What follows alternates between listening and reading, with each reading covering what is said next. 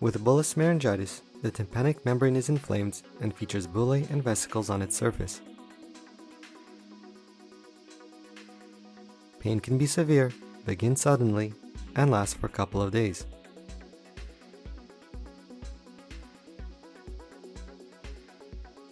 Temporary hearing disturbance is common, and blood otorrhea may occur if the bullae rupture.